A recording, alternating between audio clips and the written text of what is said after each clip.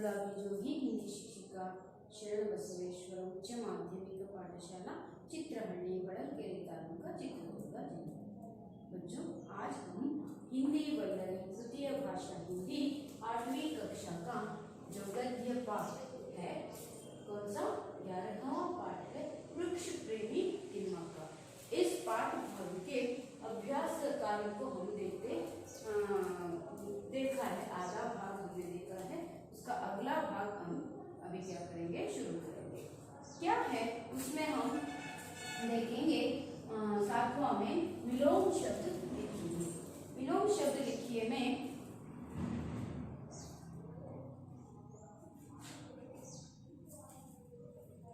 क्या है, जन्म है वो क्या हो जाता है, आजन्म हो जाता है ना। उसके बाद आसान, आसान का अर्थ होता है ಸುಲಭ, ಸರಳ ಅಂತ। ಹಾಗಾದ್ರೆ ಸರಳ ಇದರ ವಿರುದ್ಧ ರೂಪ ಏನಾಗುತ್ತೆ, कठिन आಗುತ್ತೆ। इसीलिए हम यहाँ पर आसान कठिन लिखा है। अमीर का अर्थ होता है श्रीमंत, इसका विलोम अर्थ क्या होता है, बड़वा। बड़वा को क्या बोलते हैं हिंदी में, गरीब बोलते हैं, है ना। अमीर गरीब हो गया। उसके बाद अपना, अपना यानी ತನ್ನ ನನ್ನ ಅಂತ। ಹಾಗಾದ್ರೆ दूसरों का ಅಂತ ಹೇಳಕ್ಕೆ ಬೇರೆಯವರನ್ನಕ್ಕೆ ಏನಂತೀವಿ ನಾವು, ಪರಾಯ, अपना पराया। उसके बाद छोटे, छोटे चिक्कव, बड़े दೊಡ್ಡ। अर्थ आयतु। विलोम अर्थ होता है जन्म का आजन्म, आसान का कठिन, अमीर का गरीब, अपना का पराया। उसके बाद छोटे का बड़े, ये हो जाता है। समझ में आया। उसके बाद 8वां में है सार्थक वाक्य बनाइए। उसमें सार्थक वाक्य किस प्रकार बना सकते हैं, वाक्य थोड़ा बदला बदला सा, इधर का उधर, उधर का इधर, वाक्य ठीक नहीं है, उसे ಸರಿಯಾದ ಅರ್ಥ, ಸಾರ್ಥಕ ಸ ಅರ್ಥ यानी ಸರಿಯಾದ ಅರ್ಥವನ್ನ ಕೊಡುವ ರೀತಿಯಲ್ಲಿ ವಾಕ್ಯವನ್ನ ಸರಿಪಡಿಸಬೇಕು। बहुत सरल है, है ना। तो वाक्य क्या है इसमें, चिक्करंगैया पिता विजयम्मा माता थे उनके, और वाक्य सही नहीं है, उसे हम क्या करना है, सही करना है। कैसे कर सकते हैं, उनके पिता चिक्करंगैया और माता विजयम्मा थे। उसके बाद दूसरा जो वाक्य है, एक थी तिम्मक्का से में 6 संतानों में इनकी, ये वाक्य सही नहीं है ना। हालांकि उसे हम क्या करते हैं, तिम्मक्का इनकी 6 संतानों में एक थी, ತಿಮ್ಮಕ್ಕಳು ಇವರ 6 ಮಕ್ಕಳಲ್ಲಿ ಒಬ್ಬರಾಗಿದ್ರು ಅಂತ ನಾವು ವಾಕ್ಯವನ್ನ ಸರಿಪಡಿಸಬೇಕು। उसके बाद तीसरा जो वाक्य है, मुसीबत की घड़ियां जीवन में तिम्मक्का के शुरू हुई, ಕಷ್ಟದ ದಿನಗಳು ಜೀವನದಲ್ಲಿ ತಿಮ್ಮಕ್ಕಳ ಶುರುವಾಯಿತು। ತಪ್ಪಾಗುತ್ತೆ ತಾನೆ। ಹಾಗಾದ್ರೆ ತಿಮ್ಮಕ್ಕಳ ಜೀವನದಲ್ಲಿ ಕಷ್ಟದ ದಿನಗಳು ಪ್ರಾರಂಭವಾದವು, ಹೌದಾ। ಅದನ್ನ ಹೇಗೆ ಬರೀತೀವಿ ನೋಡಿ, तिम्मक्का के जीवन में मुसीबत की घड़ियां शुरू हुई, इस प्रकार हम लिखते हैं तो ये सार्थक वाक्य बनता है ना। इसीलिए बच्चों वाक्य इधर उधर थोड़ा शब्द बदल गए हैं, उनको ठीक करके सही अर्थ किस प्रकार निकलता है उसे हम देखकर वाक्य बनाना पड़ता है। ये 8वां में हो गया। उसके बाद कौन सा है, अनेक शब्दों के लिए एक शब्द लिखिए। अनेक ಶಬ್ದಗಳು ಇದಾವೆ ಅದರಲ್ಲಿ, ಹೌದಾ। ಹಾಗಾದ್ರೆ ಅದನ್ನ ಅಷ್ಟು ಶಬ್ದಗಳನ್ನ ಒಂದೇ ಪದದಲ್ಲಿ ನಾವು ಅದನ್ನ ಏನ್ ಮಾಡಬಹುದು, ಸೇರಿಸಿ ಅಷ್ಟು ಪದಗಳ ಅರ್ಥ ಒಂದೇ ಪದದಲ್ಲಿ ಬರುವ ಹಾಗೆ ಅದನ್ನ ನಾವು ಬರಿಬಹುದು। ಹೇಗೆ ಬರಿಬಹುದು ನೋಡೋಣ। ಅದಕ್ಕೇನಂತಾರೆ, ಅನೇಕ ಶಬ್ದೋं के लिए एक शब्द। ತುಂಬಾ ಶಬ್ದ ಯೂಸ್ ಮಾಡಿ ಹೇಳೋದಕ್ಕೂ ಈ ಒಂದೇ ಶಬ್ದ ಹೇಳೋದು ಒಂದೇ ಅರ್ಥ ಇರುತ್ತೆ। ಹಾಗಾಗಿ ನಾವು ಅನೇಕ ಇದನ್ನ ಏಕ ಹೇಗೆ ಮಾಡಬೇಕು ನೋಡ್ತಾ ಬರೋಣ 9ನೇ ಮೇಲಿನಲ್ಲಿ। ಹಾಗಾದ್ರೆ ಅನೇಕ ಶಬ್ದों के लिए एक शब्द,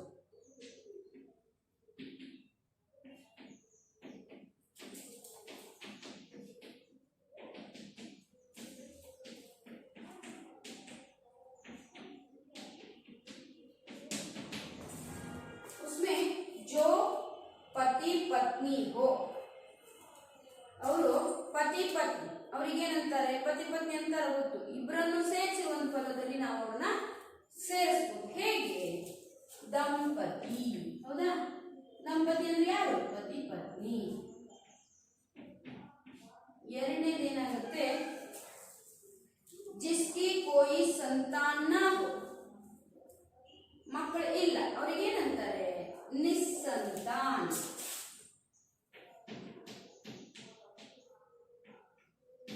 ಹೌದಾ? ನೆಕ್ಸ್ಟ್ ಮೂರನೇ, ರಾಹ್ ಪರ್ ಚಲ್ನೆ ವಾಲ, ರಸ್ತೆಯಲ್ಲಿ ದಾರಿಯಲ್ಲಿ ನಡೆಯುವವನು ಅಂದ್ರೂ ಒಂದೇ, ದಾರಿ ಹೋಕ ಅಂದ್ರೂ ಒಂದೇ. ಆ ದಾರಿ ಹೋಕ ಅನ್ನೋ ಪದವನ್ನ ಹಿಂದಿಯಲ್ಲಿ ಹೇಗೆ ಹೇಳ್ತಾರೆ? ರಾಹಗೀರ್ ಅಂತ ಕರೀತಾರೆ. ರಾಹಗೀರ್ ಅಂತ ಕರೀತಾರೆ. ನೆಕ್ಸ್ಟ್ ನಾವು ನೋಡೋದಾದ್ರೆ ಜೋ ಪಡಾ ಲಿಖಾ ನ ಹೋ, ಅವನು ಓದೋದು ಬರೆಯೋದು ಬರಲ್ಲ, ಅವನಿಗೆ ಕಲ್ತಿಲ್ಲ, ಅವನನ್ನ ಏನಂತ ಕರಿತೀವಿ? अनक्षरस्थ ಅಂತ ಕರೀತೀವಿ. हिंदी में क्या बोलते हैं? अनपढ़. ಅನಕ್ಷರಸ್ಥರಿಗೆ ಹಿಂದಿಯಲ್ಲಿ ಏನಂತ ಕರೀತಾರೆ? ಅನ್ಪढ़ ಅಂದ್ರೆ ಅನಕ್ಷರಸ್ಥ. ಯಾರಿಗೆ ಓದು ಬರೆಯೋ ಬರೋದಿಲ್ವೋ ಅವನ ಅನಕ್ಷರಸ್ಥ. जिसे पढ़ने लिखने नहीं आता है वो अनपढ़ है. ಅಷ್ಟೇ. ಹಾಗೆ ನಾವು ಅದನ್ನ ಬದಲು ಮಾಡಬೇಕು. ಹಾಗಾದ್ರೆ ನಾವು ಇದನ್ನ ನೋಡಿದ್ವಿ. ನೆಕ್ಸ್ಟ್ ನೋಡೋಣ, जोड़कर लिखिए. दंपति, निस्संतान, राहगीर, अनपढ़. उसके बाद हम देखते जाएंगे 10वां में. उसमें क्या है? जोड़कर लिखिए.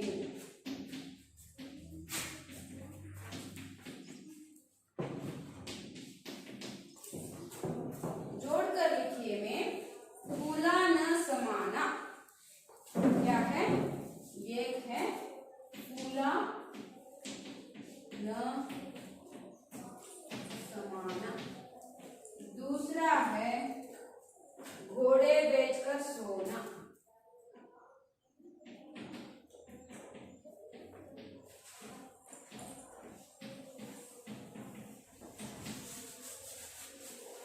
तीसरा है उंगली पर नचाना,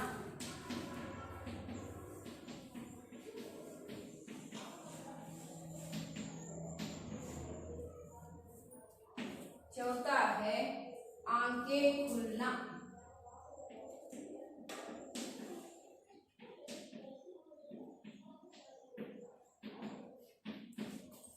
पांचवा है आग बबूला होना,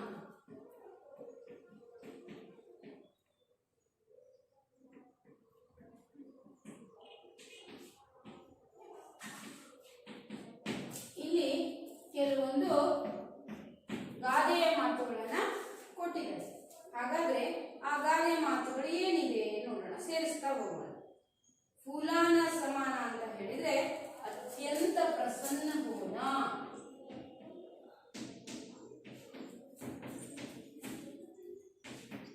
क्या है? अत्यंत प्रसन्न होना. घोड़े बेचकर सोना क्या होता है? निश्चिंत रहना, ಯಾವುದು ಪರಿವೆ ಇಲ್ಲ, ಆ ರೀತಿ ಇರೋದಕ್ಕೆ ಏನಂತಾರೆ? ಘೋಡೆ ಬೇಚ್ಕರ್ सोना, निश्चिंत रहना. उसके बाद क्या है? उंगली पर नचाना. ಇದರ ಅರ್ಥ ಏನು? वश में रखना.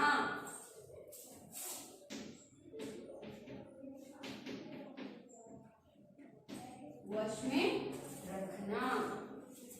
ಆಂಕೆ ತನ್ನ ಬೆರಳಲ್ಲಿ ಆಡಿಸೋದು ಅಥವಾ ಕುಣಿಸೋದು ಅಂತ ಹೇಳ್ತಾರೆ ನೋಡಿ, ತನ್ನ ವಶಕ್ಕೆ ತೆಗೆದುಕೊಳ್ಳೋದು ಅಂತ ಅರ್ಥ ಆಗುತ್ತೆ. ಆಂಕೆ ಖುಲ್ನ, ನನ್ನ ಕಣ್ಣು ತೆರೆದವು, ನನ್ನ ಕಣ್ಣು ತೆರೆಯಿಸಿದರು ಅಂತ ನಾವು ಹೇಳ್ತೀವಿ ಅಲ್ವಾ. ಅದಕ್ಕೆ ಏನಂತ ಕರಿತೀವಿ ನಾವು? ಹೋಶ್ ಆನಾ.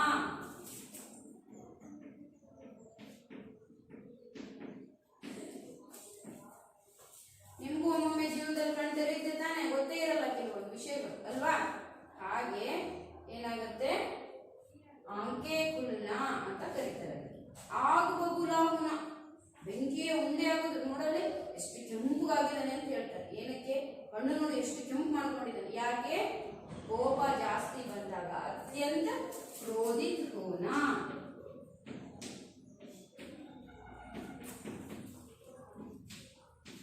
समझ में आया? तो हम इसमें देखेंगे ये मुहावरे हैं, इनका अर्थ है फूला न समाना अत्यंत प्रसन्न होना, घोड़े बेचकर सोना निश्चिंत रहना, उंगली पर नचाना वश में रखना, आंखें खुलना होश आना, आग बबूला होना अत्यंत क्रोधित होना. समझ में आया बच्चों? तो उसके बाद हम देखते जाएंगे 11वां में.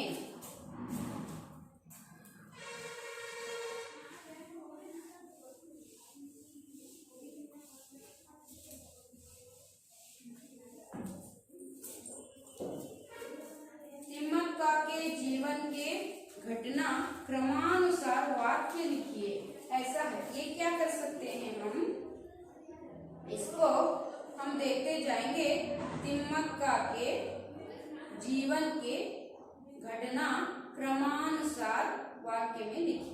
ಅವಳ ಜೀವನ ಕ್ರಮವನ್ನ ಕ್ರಮವಾಗಿ ವಾಕ್ಯಗಳಲ್ಲಿ ಬರಿಬೇಕಾಗುತ್ತೆ.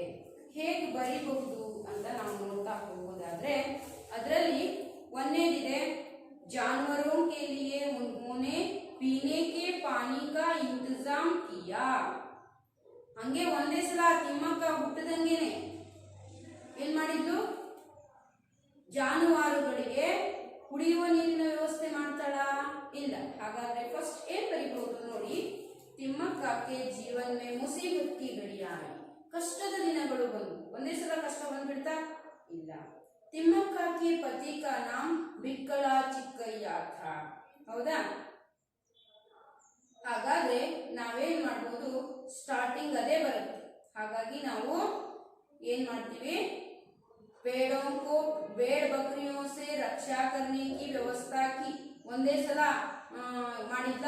ಇಲ್ಲ, ಅದು ನೆಕ್ಸ್ಟ್ ನಂತರ ಬರುತ್ತೆ. ಆಮೇಲೆ पर्यावरण संरक्षण के साथ साथ तिम्मक्का अन्य सामाजिक कार्य भी कर रही है. ಇದು ಲಾಸ್ಟ್ ಬರಬೇಕು. ಹಾಗಾದ್ರೆ ನಾವು ನೋಡ್ತಾ ಹೋಗೋಣ. ತಿಮ್ಮಕ್ಕ के पति का नाम बिक्कला चिಕ್ಕಯ್ಯ था. ಒಂದನೇ ಮೇನು 11ನೇ ಮೇನು ಅದರಲ್ಲಿ ತಿಮ್ಮಕ್ಕಗೆ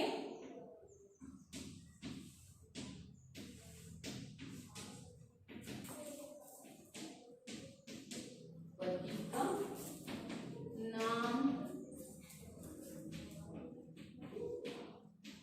बिक्कला चिಕ್ಕಯ್ಯ था. उसके बाद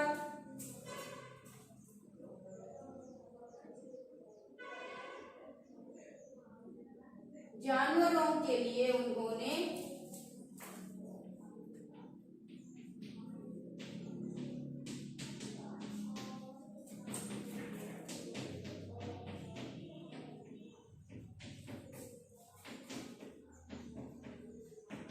पीने के पानी का इंतजाम किया. उसके बाद तीसरा वाक्य है भेड़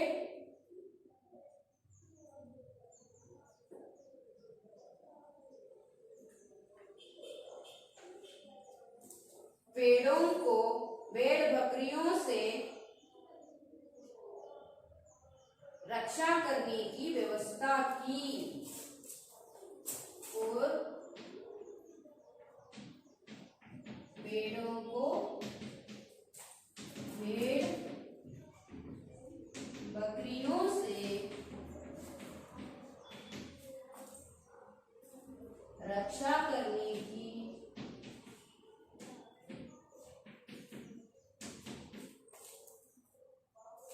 व्यवस्था की.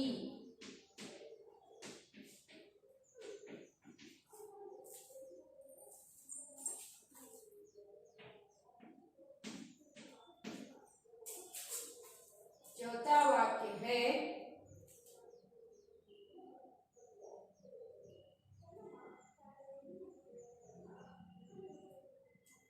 तिम्मक्का के जीवन में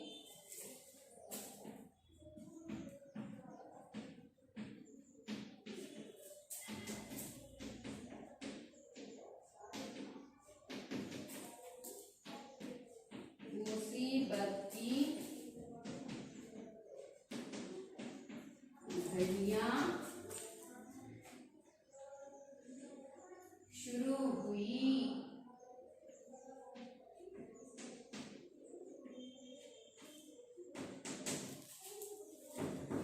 है ना। उसके बाद 5वां वाक्य है, पर्यावरण संरक्षण के साथ साथ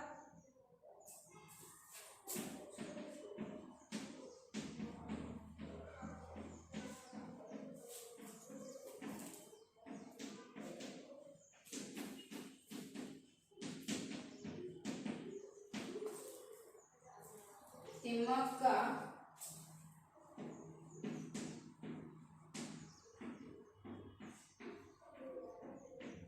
अन्य सामाजिक कार्य भी कर रही है।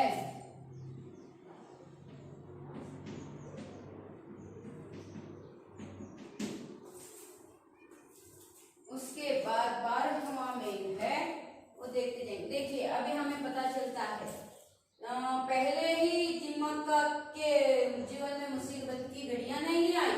क्या हुआ, तिम्मक्का के पति का नाम था विकलाचिक्कय्या। उसके बाद वो दोनों मिलकर उन्होंने क्या किया, जानवरों के लिए पीने के पानी का इंतजाम किया। उसके बाद वृक्ष लगाए, लगाने के बाद पेड़ों को यानी भेड़ बकरियों से रक्षा करने की व्यवस्था की। उसके बाद तिम्मक्का के जीवन में मुसीबत की घड़ियां तब शुरू हुई। फिर भी उन्होंने क्या किया, सामाजिक यानी पर्यावरण संरक्षण के साथ साथ सामाजिक कार्य भी करना शुरू की। है ना। इस प्रकार हम वाक्यों को एक होने के बाद क्रमानुसार लिख सकते हैं। है ना बच्चों। उसके बाद हम देखते जाएंगे, अगला मेन है रेखांकित कारकों का नाम लिखिए। देखते जाएंगे।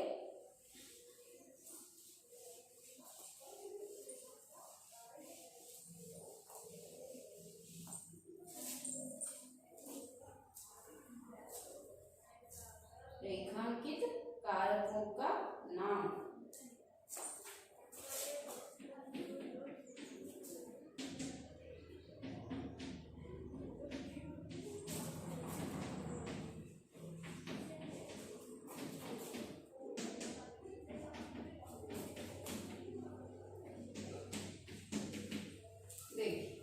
उसमें पहला वाक्य क्या है, तिम्मक्का का नाम आज कर्नाटक के कोने कोने में व्याप्त है।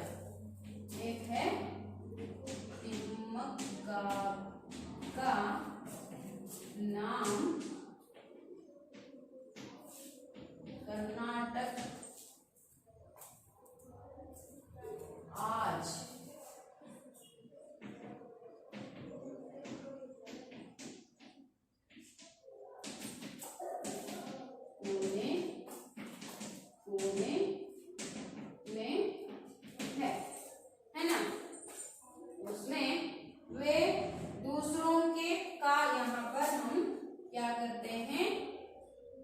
कारक को देखते जाते हैं।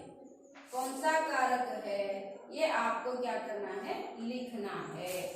तो उसके साथ दूसरा वाक्य है, वे दूसरों के खेत में, वे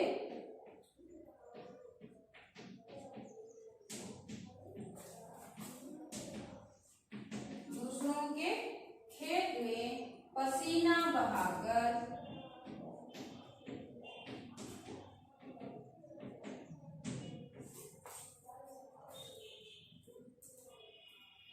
काम किया करते थे।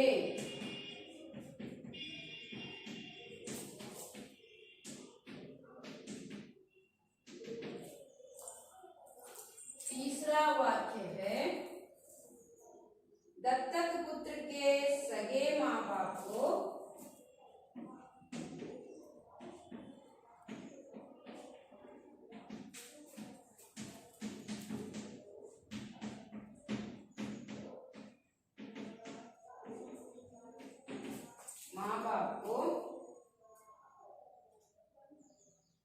निंदा सुननी पड़ी,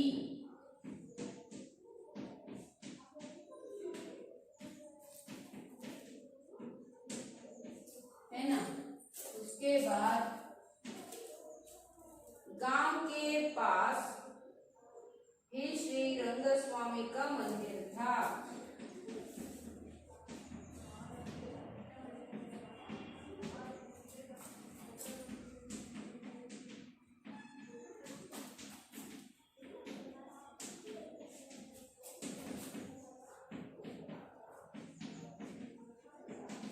मंदिर था यहाँ पर के, उसके बाद वो, उसके बाद के, उसके बाद का।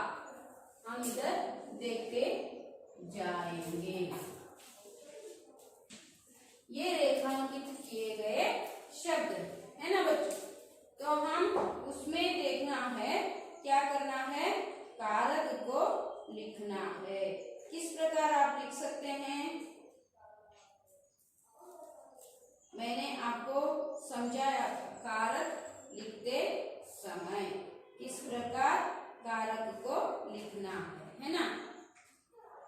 तो पहले वाक्य में क्या है, पढ़िए। तिम्मक्का का नाम, है ना।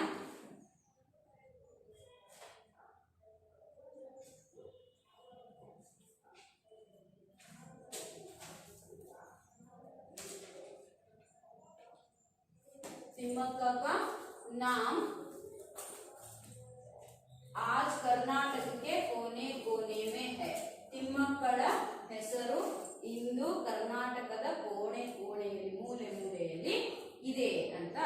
ಹಾಗಾದ್ರೆ ನೀವೇನ್ ಮಾಡ್ಬೇಕಾಗತ್ತೆ ಮಕ್ಕಳ, ಇಲ್ಲಿ ಈ 4 ವಾಕ್ಯಗಳಿಗೆ ಕಾರಕಗಳನ್ನ ನೀವು ಕನ್ನಡದಲ್ಲಿ ಹೇಳ್ತೀರಾ ಏನಂತ, ಪ್ರಥಮ ಹೂ, ದ್ವಿತೀಯ ಅಂದು, ತೃತೀಯ ಇಂದ, ಹೌದಾ. ಈ ತರಹ ಹಿಂದಿಯಲ್ಲಿ ನೀವು ಕಾರಕಗಳನ್ನ ಕಲ್ತಿದ್ದೀರ. ಕರ್ತಾನೆ, ಕರ್ಮಕೋ, ಹೌದಾ, ಕರಣ್ ಸೆ, ಸಂಬಂಧ ಕಾಕೆ ಕಿ, ಈ ತರ ಅಲ್ವಾ, ಸಂಬಂಧ. ಉಸ್ಕೆ ಬಾದ್ ಮೇ ಪರ್ ಎಲ್ಲ ನೀವು ಇದನ್ನ ಹೇಳ್ತೀರ. ಅದರಲ್ಲಿ ಈ ಕಾ ಏನಕ್ಕೆ ಬರುತ್ತೆ ನೋಡಿ, ತಿಮ್ಮಕ್ಕ ಕ, ಹೌದಾ, ಸಂಬಂಧ ಕಾಕೇಕಿ ಅಂತ ಹೇಳ್ತೀವಿ ನಾವು. ಇಲ್ಲಿ ಈ ವಾಕ್ಯ ಯಾವ್ದಕ್ಕೆ ಬರುತ್ತೆ, ಸಂಬಂಧಕಾರಕಕ್ಕೆ ಬರುತ್ತೆ. ಹಾಗೇನೆ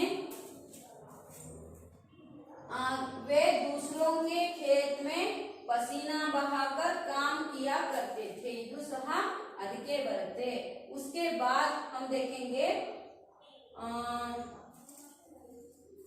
ये कौन सा है, दत्तक पुत्र के सगे माँ बाप को निंदा सुननी पड़ी. उसके साथ साथ हम देखते जाएंगे गांव के पास, ಊರಿನ, ಈ ತರಹ ಕೋ ಕೆ ಲಿಯೆ ಎಲ್ಲಿ ಬರುತ್ತೆ ಅದನ್ನ ನೋಡ್ಕೊಂಡು ನೀವು ಗುರ್ತು ಮಾಡಿಕೊಂಡು ಈ 4ಕ್ಕೂ ಸಹ ಏನ್ ಮಾಡಬೇಕಾಗುತ್ತೆ, ಕಾರಕಗಳನ್ನ ಹಾಕೊಂಡು, ಜೊತೆಗೆ 8 ಕಾರಕಗಳನ್ನ ನೀವು ಸಂಬೋಧನಾ ಕಾರಕವರೆಗೂ ಸಹ ಬರ್ಕೊಂಡು ಗೃಹ ಕಾರ್ಯದಲ್ಲಿ ತೆಗೆದುಕೊಂಡು बरಬೇಕಾಗುತ್ತೆ, है ना बच्चों। अब तक हमने क्या सीखा इधर,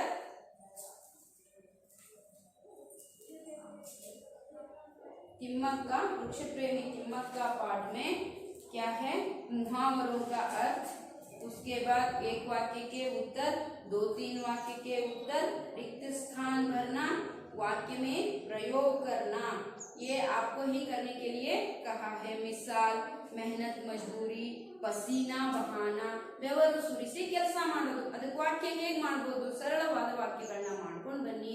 ಬರಲಿಲ್ಲ ಅಂದ್ರೆ ಅದನ್ನ ನಾವು ಮತ್ತೆ ನೆಕ್ಸ್ಟ್ ತರಗತಿಯಲ್ಲಿ ನಿಮ್ಗೆ ಹೇಳ್ಕೊಡ್ತೀವಿ.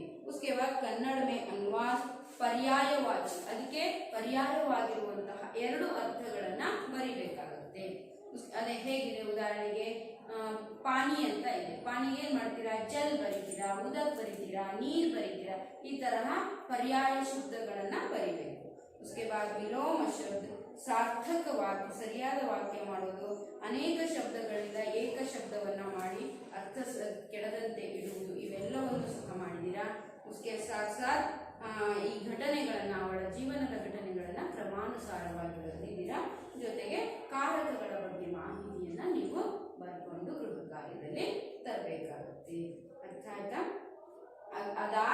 ನಾವು ಏನ್ ನೋಡ್ಬೋದು ಅಂದ್ರೆ ಇಲ್ಲಿ अध्यापन संकेत अंतिದೆ पेड़ पौधों की रक्षा करने वाले अन्य पर्यावरण प्रेमियों के बारे में जानकारी प्राप्त करने के लिए छात्रों को प्रेरणा दीजिए ಅಂತ ಹೇಳಿದ್ದಾರೆ. ಏನ್ ಮಾಡ್ಬೋದು ನೀವು ಮತ್ತೆ ಇದೇ ರೀತಿ ತಿಮ್ಮಕ್ಕಳ ಹಾಗೇನೆ ಈಗ ಪಕ್ಷಿ ಪ್ರೇಮಿ ಸಲೀಂ ಅಲಿ ಅಂತ ನಾವು ಹೇಳ್ತಿದ್ದಾನೆ, ಹಾಗೇನೆ ನಾವು ವೃಕ್ಷಗಳ ಬಗ್ಗೆ ಇನ್ನೂ ಕಾಳಜಿ ವಹಿಸುವಂತಹ ಪರಿಸರ ಪ್ರೇಮಿಗಳ ಬಗ್ಗೆ ನೀವೇನ್ ಮಾಡಬಹುದು, ಮಾಹಿತಿಯನ್ನ ಸಂಗ್ರಹಿಸಿ ತೆಗೆದುಕೊಂಡು ಬರಬೇಕಾಗುತ್ತೆ. ಅರ್ಥ ಆಯ್ತಾ? ಇಲ್ಲಿಯವರೆಗೆ ನಾವೇನ್ ಮಾಡಿದ್ವಿ, ತರಗತಿಯಲ್ಲಿ ಇಷ್ಟು ಅಭ್ಯಾಸ ಭಾಗವನ್ನ ಇಲ್ಲಿ ತಿಳಿಸಿದ್ದೇನೆ. ಉಳಿದನ್ನ ನೀವು ಈ 4 ಪ್ರಶ್ನೆಗಳಿಗೆ ಮಾತ್ರ ನೀವೇನ್ ಮಾಡಬೇಕು, ಉತ್ತರಗಳನ್ನ ಬರ್ಕೊಂಡು ಇದರಲ್ಲಿ ಗೃಹ ಕಾರ್ಯದಲ್ಲಿ ತೆಗೆದುಕೊಂಡು ಬರಬೇಕಾಗುತ್ತೆ. ಉಳಿದಿದ್ದನ್ನ नोट्स ಅಲ್ಲಿ बरसो ಅದನ್ನ ಅರ್ಥ ಮಾಡ್ಕೊಳ್ಬೇಕಾಗುತ್ತೆ.